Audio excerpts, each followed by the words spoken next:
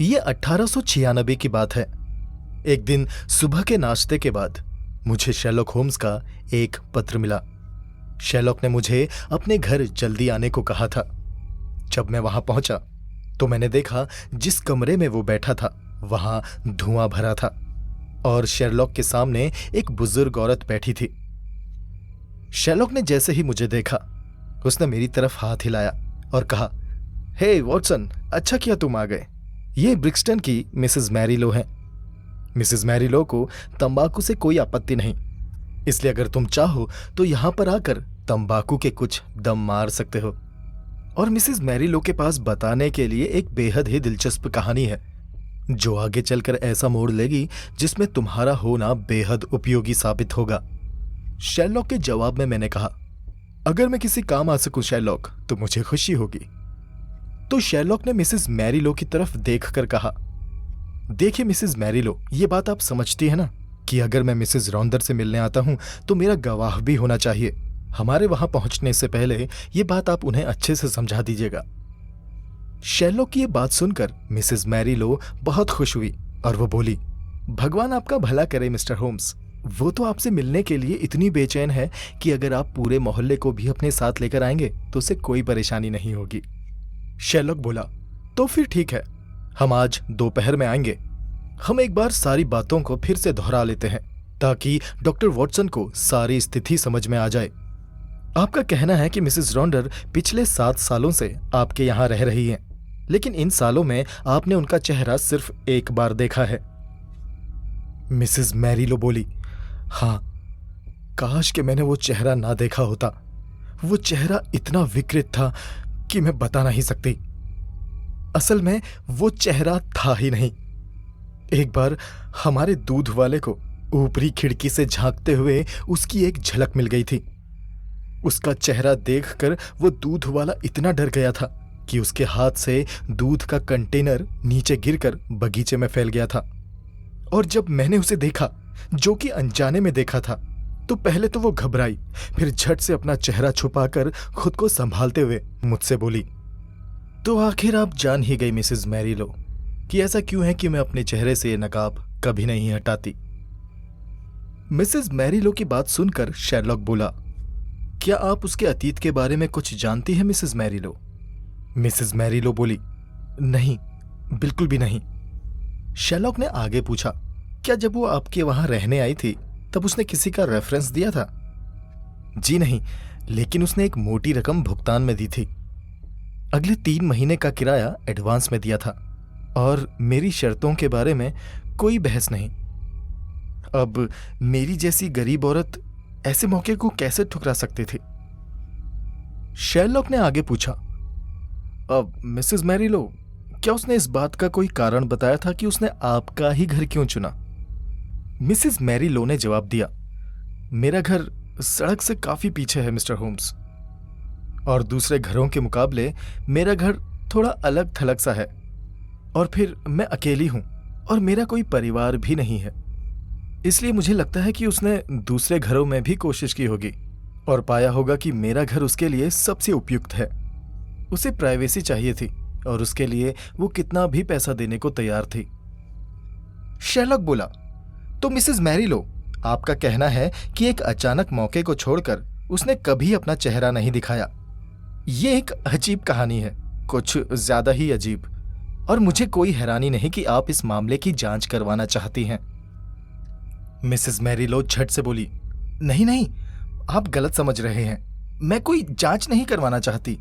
जब तक मुझे मेरा किराया मिल रहा है मैं एकदम संतुष्ट हूं। एक इतना शांत रहने वाला और बिल्कुल भी परेशान नहीं करने वाला किराएदार किस्मत से मिलता है।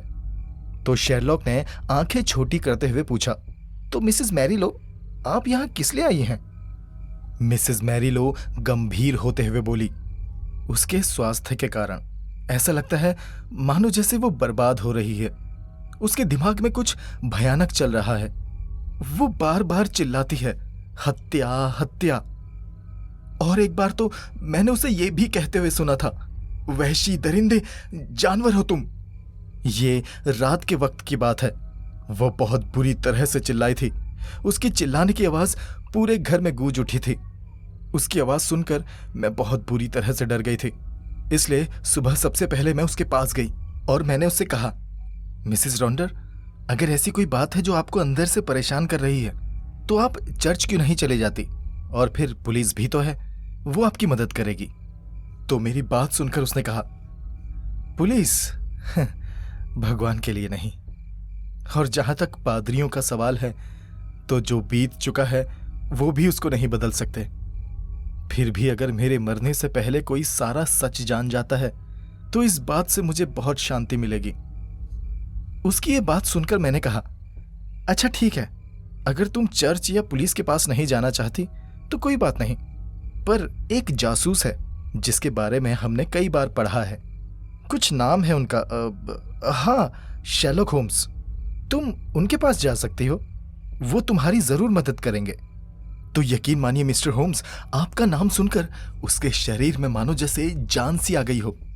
वो चौंकते हुए बोली, हाँ, यही वो आदमी है। पता नहीं मैंने उसके बारे में पहले क्यों नहीं सोचा। प्लीज मिसेस मैरीलो, आप उसे यहां लेकर आइए। अगर वो आने से मना करे तो आप उससे कहिएगा कि मैं जंगली जानवरों के शो करने वाले रॉन्डर की पत्नी हूं, और उसे एक और नाम बताना, अब्बास पारवा। अगर वो वही आदमी है जो मैं सोच रही हूं तो ये नाम सुनकर वो यहां जरूर आएगा। ये बात सुनकर शेरलॉक ने कहा, आपकी किराएदार ने एकदम सही कहा मिसेस मैरीलो, हम वहां जरूर आएंगे। फिलहाल अभी मुझे डॉक्टर वॉटसन के साथ कुछ बात करनी है और बात करते करते लंच टाइम हो जाएगा। खैर, आप हमें 3 बजे तक अपने घर ब्रिक्सटन में देखने की उम्मीद कर सकती हैं। उसके बाद मिसेस मैरीलो शेरलॉक के कमरे से बाहर चली गई।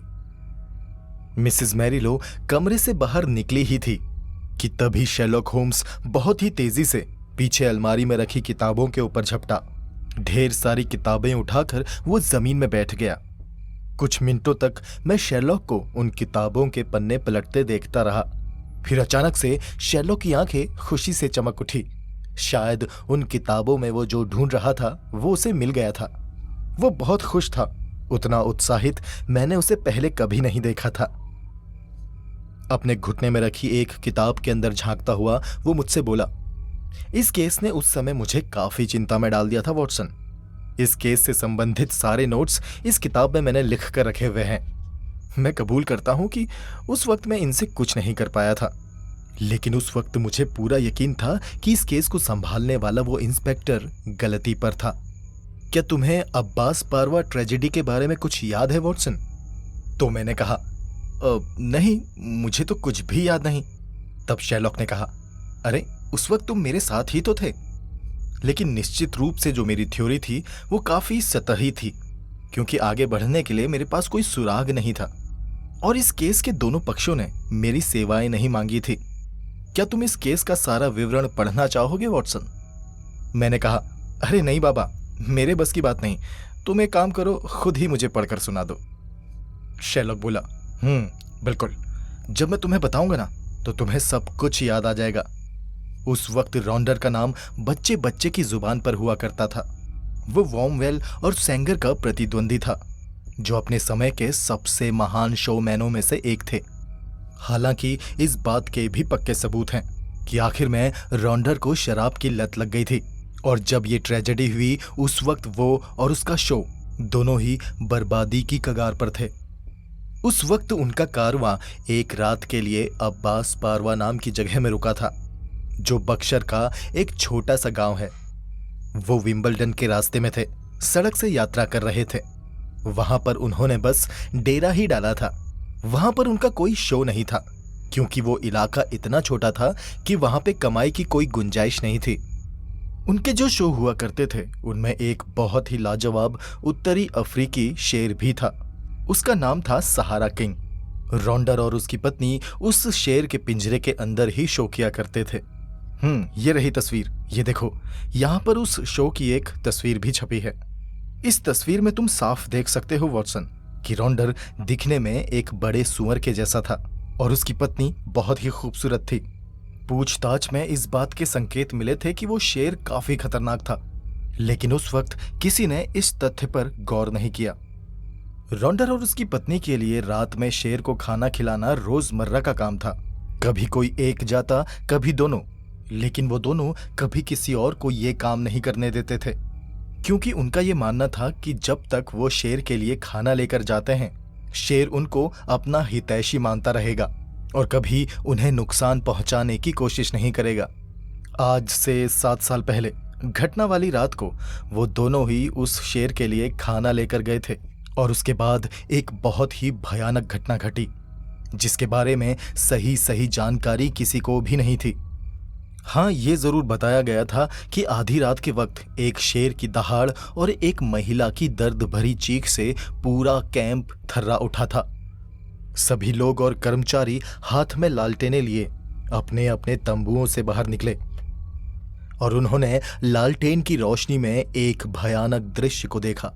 उन्होंने देखा शेर का पिंजरा खुला हुआ था और पिंजरे से करीब 10 गज की दूरी पर रॉन्डर जमीन में गिरा पड़ा था। उसके सिर के पिछले हिस्से को कुचल दिया गया था और उसकी खोपड़ी पर पंजों के गहरे निशान थे। पिंजरे के गेट के पास मिसेस रॉन्डर पीठ के बल जमीन में गिरी हुई थी और शेर उसे बुरी तरह भमोड़ रहा था। शेर ने मिसेस रॉन्डर के चेहरे को इतनी बुरी तरह से नोच डाला था कि उनके बचने की कोई उम्मीद नहीं थी। तब सर्कस के सबसे ताकतवर आदमी लियोनार्डो और ग्रिग्स जोकर के नेतृत्व में उन लोगों ने बड़ी मुश्किल से उस शेर को लाठियों से खदेड़कर उसके पिंजरे में वापस बंद कर दिया। अब ये रहस्य था कि पिंजरा आखिर खुला कैसे। तब सभी ने ये अनुमान लगाया कि शायद पिंजरे में जाने के लिए वो दोनों वहां आए होंगे, लेकिन जब उन्होंने पिंजरे का दरवाजा खोला तो शेर ने उन पर हमला कर दिया होगा। सबूतों में और कोई दिलचस्पी वाली बात नहीं थी, सिवाय इसके कि जब मिसेस रॉन्डर को वैन में ले जाया जा रहा था तब बेहोशी की हालत में वो एक ही बात चिल्ला रही थी, कायर कायर। उसके बाद बयान देने लायक स्वस्थ होने में उसे 6 महीने लगे, लेकिन उससे पहले जो जांच पड़ताल की गई उसके आधार पर यही फैसला लिया गया कि ये मौत शेर के हमले के कारण हुई थी। हाँ, तो और कोई नतीजा भला हो ही क्या सकता था? शेरलॉक की बात सुनकर मैंने कहा। शेरलॉक फिर बोला, हाँ तुम ऐसा कह सकते हो वॉटसन, लेकिन 1-2 पॉइंट्स ऐसे थे जो बक्सर पुलिस के युवा इंस्पेक्टर एडमंड्स को चिंतित कर रहे थे। एडमंड्स काफी स्मार्ट लड़का था, लेकिन फिर उसकी पोस्टिंग इंडिया के एक शहर इलाहाबाद में कर दी गई और इस तरह से इस केस में मेरी एंट्री हुई, क्योंकि इंडिया जाने से पहले एडमंड्स मेरे पास आया था और उसने मुझे कुछ बातें बताई थी। एडमंड्स का नाम सुनकर मैंने शेरलॉक से कहा, एडमंड्स वो पतला सा पीले बालों वाला आदमी? शेरलॉक बोला, हाँ बिल्कुल बिल्कुल वही। मुझे पूरा यकीन था कि तुम्हें वो आदमी जरूर याद होगा। मैंने शेरलॉक से कहा, अच्छा तो एडमंड्स किस बात से परेशान था? तो शेरलॉक बोला, दरअसल वॉटसन हम दोनों ही परेशान थे। कुछ बातें बड़ी ही अजीब थी। जरा इसे शेर के नजरिए से देखो। वो आजाद हो जाता है, वो फिर क्या करता है? वो अपने पिंजरे से बाहर निकलता है और कुछ दूर भागता है और फिर उसे रॉन्डर मिलता है। रॉन्डर के सिर पर पंजों के निशान थे, इसलिए हम मान लेते हैं कि जब उसने शेर को देखा तो वो पलटकर भागने लगा। फिर उस शेर ने उस पर हमला करके उसको नीचे गिरा दिया। फिर आगे जाने के बजाय और भागने के बजाय वो पलटकर वापस उस पिंजरे के पास गया जहां पर वो औरत खड़ी थी। फिर उस शेर ने उस औरत पर भी हमला किया और उसके चेहरे को नोच डाला। और इसके अलावा वो औरत जो बेहोशी में कायर कायर चिल्ला रही थी, उससे तो यही प्रतीत होता है कि उसके पति ने उसे बचाया नहीं या उसे छोड़कर भाग गया। लेकिन यहाँ पर दूसरी संभावना यह है कि उसका पति तो पहले ही मर गया था, तो वो उसकी मदद कैसे करता? फिर उसे कायर कहने का कोई सवाल ही पैदा नहीं होता। और फिर इसके अलावा एक और बात भी थी। अब जब मैं सोच रहा हूं तो मुझे याद आ रहा है कि ऐसे कुछ सबूत थे कि जिस समय शेर दहाड़ रहा था और वो औरत चिल्ला रही थी, ठीक उसी समय एक आदमी के दहशत में चिल्लाने की आवाज भी सुनाई दे रही थी। शेरलॉक की बात सुनकर मैंने कहा, हाँ तो वो रॉन्डर होगा, इसमें क्या शक की बात है भला? तो शेरलॉक मेरी बात सुनकर बोला, माय डियर वॉटसन, अगर शेर उसकी खोपड़ी को पहले ही तोड़ चुका था तो क्या वो चिल्लाने की हालत में रहा होगा? और कम से कम 2 ऐसे गवाह थे जिन्होंने ये कहा था कि उन्होंने एक आदमी और एक औरत की आवाज सुनी थी। शेरलॉक को जवाब देते हुए मैंने कहा, अरे 2 क्या, तब तक तो कैंप के सारे लोग चिल्लाने लगे होंगे। और जहां तक बाकी पॉइंट्स का सवाल है, मेरे ख्याल से मैं एक थ्योरी बता सकता हूं। शेरलॉक बोला, मुझे तुम्हारी थ्योरी सुनने में बड़ी खुशी होगी वॉटसन। मैंने कहा, देखो शेरलॉक, जब शेर पिंजरे से निकला तब ये दोनों पति पत्नी एक साथ थे, पिंजरे से यही कुछ 10 गज की दूरी पर। जब शेर पिंजरे से बाहर निकला तब आदमी ने भागने की कोशिश की। शेर ने उसे भागता हुआ देखा तो उसने उसका पीछा किया और उसको मार डाला। तब औरत को यह ख्याल आया कि वो पिंजरे में घुस जाए और दरवाजा अंदर से बंद कर दे। बस यही एकमात्र वो जगह थी जहां वो शरण ले सकती थी। इसीलिए वो पिंजरे की तरफ दौड़ी और जैसे ही वो पिंजरे के पास पहुंची, शेर ने उसे दबोच लिया। वो अपने पति से इसलिए नाराज थी कि उसने उसे छोड़कर भागने की कोशिश क्यों की। अगर उन दोनों ने मिलकर उसका सामना किया होता तो शायद वो उसे काबू में कर लेते। मेरी बात को सुनकर शेरलॉक ने मेरी तारीफ करते हुए कहा, बहुत खूब वॉटसन, बहुत बढ़िया, लेकिन तुम्हारे इस नायाब हीरे में बस एक ही दोष है। मैंने कहा, और वो दोष क्या है शेरलॉक? तो शेरलॉक बोला, अगर वो दोनों पिंजरे से 10 गज दूर थे तो शेर बाहर कैसे निकला? तो मैंने कहा, हो सकता है कोई उनका दुश्मन हो जिसने पिंजरा खोल दिया हो। तो फिर शेरलॉक बोला, अच्छा, तो फिर जब उस शेर को उस पिंजरे के अंदर उन दोनों के साथ ट्रिक दिखाने की और शो करने की आदत थी, तो फिर उसने उन दोनों पर बेरहमी से हमला क्यों कर दिया? तो मैंने शेरलॉक को जवाब दिया, जिस दुश्मन ने पिंजरा खोला होगा उसी ने उस शेर को भड़काने के लिए कुछ किया होगा। अब शेरलॉक होम्स चुप हो गया और कुछ देर तक कुछ सोचता रहा और फिर बोला, हाँ, रॉन्डर के दुश्मन तो बहुत थे। एडमंड्स ने मुझे बताया था कि वो बहुत ही बेहुदा और भयानक किस्म का आदमी था। हर किसी से लड़ता झगड़ता और मारपीट किया करता था और बिना वजह लोगों को धमकियां दिया करता था। लेकिन जब तक हमारे पास सारे तथ्य मौजूद नहीं हो तब तक हमारा अटकलें लगाना बेकार है। इस बातचीत के बाद शेरलॉक होम्स और मैंने शांति से बैठकर खाना खाया और उसके बाद हमारी घोड़ा गाड़ी ने हमें मिसेस मैरी लो के घर पर छोड़ दिया। जब हम मिसेस मैरी लो के घर पहुंचे तो हमने देखा वो अपने दरवाजे पर ही खड़ी थी। ये तो साफ था कि मिसेस मैरी लो ये नहीं चाहती थी कि उनका कीमती किराएदार उनसे छीन लिया जाए। इसलिए अपनी किराएदार से मिलाने से पहले मिसेस मैरी लो ने हमसे कहा कि हम ऐसा कुछ ना कहें या करें जिससे उनकी किराएदार को बुरा लगे और वो उस घर को छोड़कर जाने की सोचे। मिसेस मैरी लो को यकीन दिलाने के बाद कि हम ऐसा कुछ नहीं कहेंगे जिससे उनकी किराएदार को बुरा लगेगा, हम सीढ़ियों से ऊपर चढ़कर मिसेस मैरी लो के किराएदार के कमरे तक गए। वो कमरा बेहद ही खराब और बासी हवा से भरा हुआ था। उस कमरे में घुटन थी, जैसा कि हमें उम्मीद थी, क्योंकि उस कमरे में रहने वाला शायद ही उस कमरे से कभी बाहर जाता था।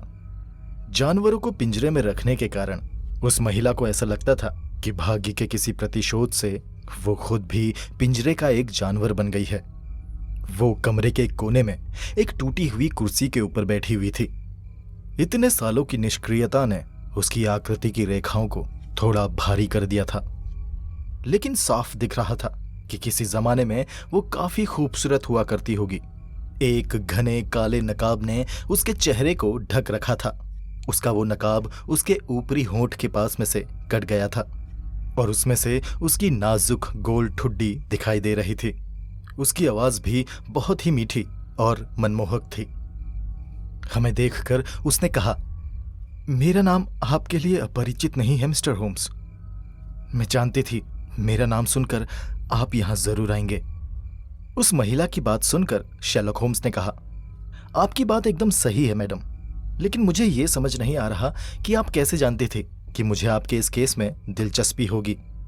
तो वो महिला बोली, ये बात मुझे तब पता चली जब मेरा स्वास्थ्य थोड़ा ठीक हो गया था और केस की जांच इंस्पेक्टर एडमंड्स कर रहे थे।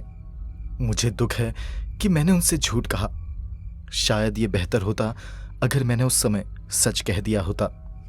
उस महिला की बात सुनकर शेरलॉक ने कहा, हाँ, सच बोलना आमतौर पर समझदारी का काम होता है, लेकिन आपने इंस्पेक्टर एडमंड्स से झूठ क्यों बोला? तो वो महिला बोली, क्योंकि किसी और का भाग्य मेरी बात पर निर्भर था। मैं जानती हूं कि वो बहुत ही बेकार और बेहुदा आदमी था, लेकिन फिर भी मैं उसका विनाश करने के लिए खुद को तैयार नहीं कर पाई, जबकि मैं उसके बहुत करीब थे, बहुत करीब। तो शेरलॉक ने पूछा, तो क्या अब वो बाधा हट चुकी है मैम? वो औरत बोली, जी हाँ मिस्टर होम्स, मैं जिस आदमी के बारे में बात कर रही हूं वो मर चुका है। शेरलॉक बोला, तो फिर आप सारी बातें पुलिस को क्यों नहीं बता देते? तो उस महिला ने जवाब दिया, क्योंकि सोचने के लिए अभी एक व्यक्ति और है, और वो मैं खुद हूं। मैं उस बदनामी को बर्दाश्त नहीं कर पाऊंगी जो पुलिस की जांच से होगी। मेरे पास अब ज्यादा समय नहीं बचा है। मैं बस शांति से मरना चाहती हूं। इसीलिए मैं एक ऐसे आदमी को खोजना चाहती थी जिसे मैं अपनी पूरी भयानक कहानी सुना सकूं, ताकि जब मैं इस दुनिया से जाऊं तो पीछे से सारी बात को लोग समझ सकें। आप बेशक मुझे अपनी कहानी बता सकती हैं मैम, लेकिन मैं आपको बता देना चाहता हूं कि मैं एक जिम्मेदार आदमी हूं। मैं आपसे ये वादा नहीं कर सकता कि जब आप मुझे अपनी कहानी बता चुकी होंगी तो मैं खुद इस मामले को पुलिस को सौंपना अपना कर्तव्य नहीं समझूंगा। तो वो महिला बोली, मुझे ऐसा नहीं लगता मिस्टर होम्स। मैं आपके चरित्र और तौर तरीकों को अच्छे से जानती हूं, क्योंकि मैंने कुछ सालों तक आपके काम के बारे में पढ़ा है। अब तो पढ़ना ही वो एकमात्र मनोरंजन का काम है जो भाग्य ने मेरे लिए छोड़ा है, और इसीलिए मैं जानती हूं कि आप ऐसा कुछ नहीं करेंगे। आपको सारी बातें बता देने से मेरे दिल का बोझ हल्का हो जाएगा। तो शेरलॉक बोला, हाँ जरूर, आपकी बात सुनकर मुझे खुशी होगी। वो औरत अपनी कुर्सी से उठी और एक मेज के पास गई। उस मेज के ड्रॉर से उसने एक तस्वीर बाहर निकाली। वो तस्वीर एक आदमी की थी। वो तस्वीर वाला आदमी स्पष्ट रूप से एक पेशेवर कलाबाज था, एक शानदार शरीर का मालिक, विशाल भुजाओं और भारी मूंछों वाला। तस्वीर में एक आत्मसंतुष्ट मुस्कान बिखेरता हुआ। उस तस्वीर को शेरलॉक को दिखाते हुए वो महिला बोली, ये लियोनार्डो है। शेरलॉक चौंकता हुआ बोला, लियोनार्डो? वो सर्कस वाला आदमी जिसने सबूत दिया था? फिर उस महिला ने उस तस्वीर में एक दूसरे आदमी की तरफ पॉइंट किया और कहा, ये मेरा पति है। ये एक भयानक चेहरा था, जैसे इंसान के रूप में कोई जंगली सुअर हो। वो महिला फिर बोली, ये दोनों तस्वीरें कहानी को समझने में आपकी मदद करेंगी। मैं सर्कस में काम करने वाली एक गरीब लड़की थी। 10 साल से कम की उम्र थी जब मैंने वहां काम करना शुरू किया। जब मैं बड़ी हुई तो इस आदमी ने कहा कि ये मुझसे प्यार करता है, लेकिन असल में वो सिर्फ वासना का एक कीड़ा भर था। पता नहीं वो कौन सा मनहूस समय था जब मैंने उससे शादी करने के लिए हाँ कह दिया। शायद उसके डर के कारण ऐसा हुआ था। और जिस दिन से मैं उसकी पत्नी बनी, उस दिन से मानो मैं नर्क में जी रही थी। वो इंसान हर उस तरीके से मुझे सताता था जिससे वो मुझे सता सकता था। पूरे शो में कोई भी ऐसा नहीं था जिसको उसके इस व्यवहार के बारे में पता ना हो। जब भी कभी मैं उसकी शिकायत करती तो वो मुझे बांध देता और अपने कोड़े से मुझे मारता। सब लोग मेरे ऊपर तरस खाते थे और उस आदमी से नफरत करते थे, लेकिन कोई कुछ नहीं कर सकता था। हर कोई उससे डरता था क्योंकि वो बहुत भयानक था। और जब नशे में होता था तब तो वो एक क्रूर हत्यारा बन जाता था। उसके ऊपर बार बार हमला करने और पशुओं के ऊपर जुर्म ढाने के आरोप लगे थे। उसके पास बहुत पैसा था और जुर्माना भरना उसके लिए मामूली बात थी, इसलिए कोई भी उससे कुछ भी नहीं कहता था। धीरे धीरे सारे अच्छे लोग उस शो को छोड़कर जाने लगे और धीरे धीरे उस शो का पतन होने लगा। हम सिर्फ 3 लोग थे जो उस शो को बचाने की कोशिश में लगे हुए थे, मैं, लियोनार्डो और छोटा जोकर जिमी ग्रिग्स। साथ में काम करते करते लियोनार्डो और मैं धीरे धीरे करीब आने लगे। मैं आपको बता दूं कि वो भी कोई बहुत अच्छा इंसान नहीं था। उसके उस शानदार शरीर के अंदर एक बुरी आत्मा छिपी हुई थी, लेकिन मेरी पति की तुलना में वो मुझे किसी देवता समान लगता था। उसे मेरे ऊपर दया आई और उसने कई बार मेरी मदद भी की और धीरे धीरे हमारी नज़दीकियां प्यार में बदलने लगी। गहरा और भावुक प्यार, ऐसा प्यार जो मैंने सिर्फ सपनों में देखा था, लेकिन कभी महसूस करने की उम्मीद नहीं थी। मेरे पति को उस पर शक था, लेकिन लियोनार्डो ही एक ऐसा आदमी था जिससे मेरा पति डरता था। वो मुझे पहले से ज्यादा प्रताड़ित करके अपने तरीके से इस बात का बदला लेने लगा। एक रात मेरे रोने और चिल्लाने की आवाजें सुनकर लियोनार्डो हमारी वैन के दरवाजे पर आ गया। ये उस ट्रेजेडी से कुछ ही दिन पहले की बात है। जल्दी ही मेरा प्रेमी और मैं समझ गए कि हम मेरे पति से आसानी से पार नहीं पा सकते। मेरा पति जीने लायक नहीं था, इसलिए हमने योजना बनाई कि उसको मर जाना चाहिए। लियोनार्डो के पास एक बड़ा ही चतुर और षड्यंत्रकारी दिमाग था। वही था जिसने सारी योजना बनाई थी। मैं ये नहीं कहती कि सारा दोष उसी का था, क्योंकि मैं भी हर कदम पर उसका साथ देने के लिए तैयार थी, लेकिन मेरे पास ऐसी योजना बनाने जितनी बुद्धि नहीं थी। हमने सोच विचार करके एक हथियार तैयार किया जिससे हम उसकी हत्या करने वाले थे। ये कांच का एक लंबे डंडे जैसा था, जिसके एक सिरे पर उसने 5 लंबी स्टील की कीलें बाहर की तरफ शेर के पंजे की तरह निकले हुए अंदाज में बांध दी। इसी से हमें मेरे पति की हत्या करनी थी। देखने वालों को ऐसा लगता कि उसके शरीर पर जो निशान है वो शेर के पंजे का है और शायद शेर ने उसे मार दिया है। इसीलिए हमने ये भी प्लान बनाया था कि उस रात हम शेर को उसके पिंजरे से आजाद कर देंगे। ये एक बहुत ही अंधेरी रात थी जब मैं और मेरा पति शेर को खाना खिलाने के लिए गए। हमारे पास कच्चा मांस था जो जस्ते की एक बाल्टी में था। शेर के पिंजरे तक पहुंचने से पहले हमें एक वैन के पास में से होकर गुजरना था, जिसके कोने पर लियोनार्डो खड़ा हमारा इंतजार कर रहा था और उसी जगह उसे मेरे पति पर हमला करना था। लेकिन वो बहुत ही धीमा था और उसके हमला करने से पहले ही हम लोग वहां से चले गए।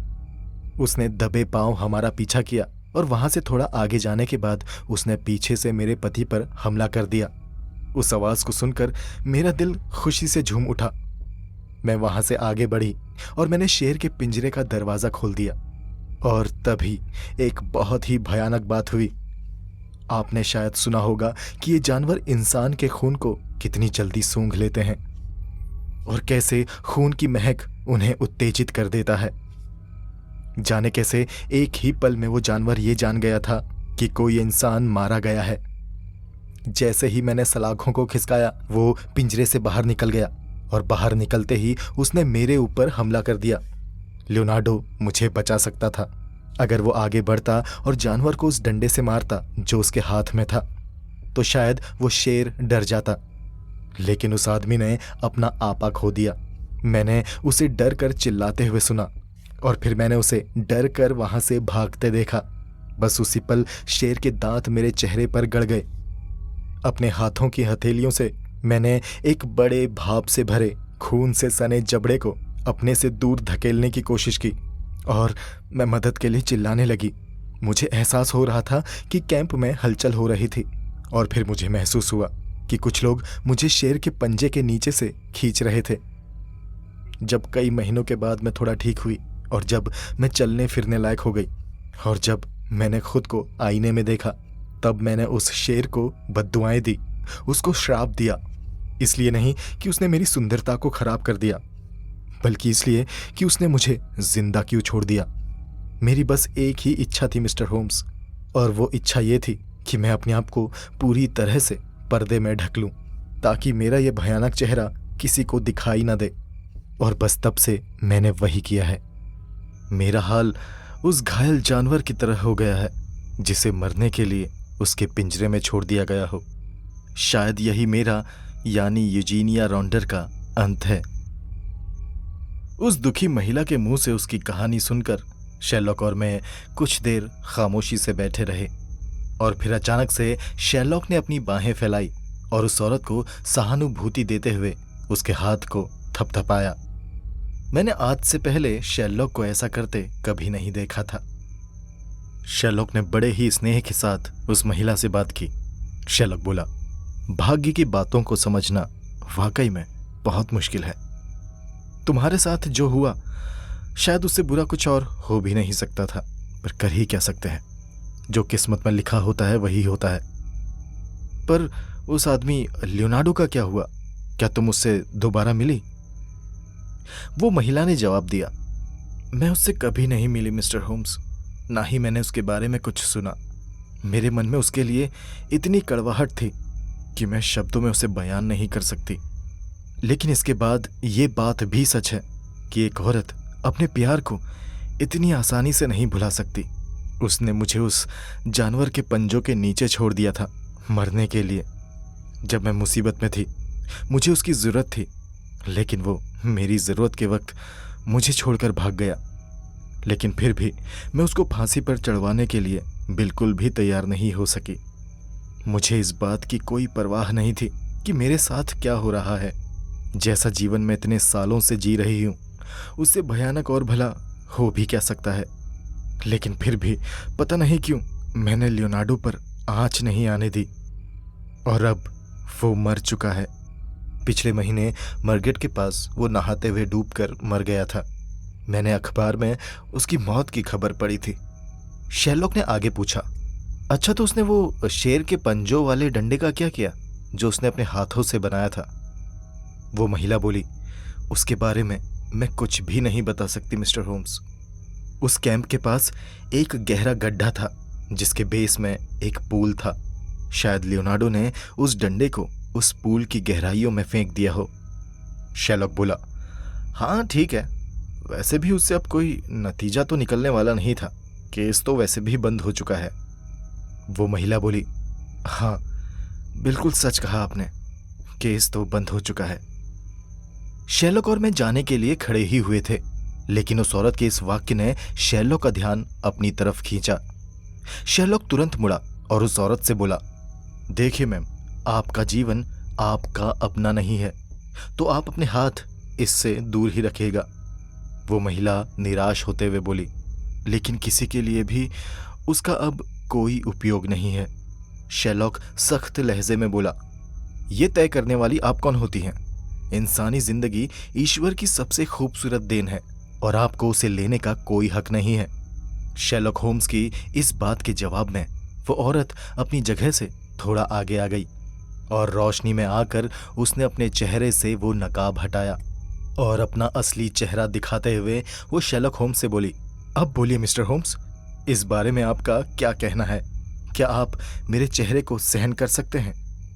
उसका असली चेहरा देखकर शेरलॉक और मेरे पैर मानो जैसे जमीन से चिपक गए थे। हमारे कोई भी शब्द उस चेहरे का वर्णन नहीं कर सकते थे, क्योंकि उस नकाब के पीछे कोई चेहरा था ही नहीं। दो जीवित और सुंदर भूरी आंखें उस भयानक खंडर के बीच चमकती दिखाई दे रही थी, लेकिन साथ ही साथ वो उस दृश्य को और भी भयानक बना रही थी। शेरलॉक होम्स ने दया और विरोध के भाव से उस महिला का हाथ थाम लिया और फिर कुछ पल बाद हम कमरे से बाहर निकल आए। उसके 2 दिन बाद जब मैं अपने दोस्त से मिलने उसके घर गया तो उसने बड़े ही गर्व से एक मेंटल पीस के ऊपर रखी हुई बोतल की ओर इशारा किया। मैंने उस बोतल को उठाया और उसका ढक्कन हटाया तो उसके अंदर से एक बेहद ही सुंदर बादामी खुशबू आई। मैंने शेरलॉक से पूछा, रूसिक एसिड? शेरलॉक होम्स बोला, बिल्कुल सही पहचाना तुमने, ये आज ही डाक से आया है, साथ में एक नोट है। शेरलॉक ने वो नोट मेरे हाथ में दिया। मैंने उस नोट को खोला और उसे पढ़ा। उसमें लिखा था, मैं अपना प्रलोभन आपको भेज रही हूँ, मैं आपकी सलाह का पूरी तरह से पालन करूंगी। बस यही 2 लाइन थी जो उस नोट में लिखी हुई थी। मैंने उस नोट से नजर हटाई और शेरलॉक की तरफ देखा।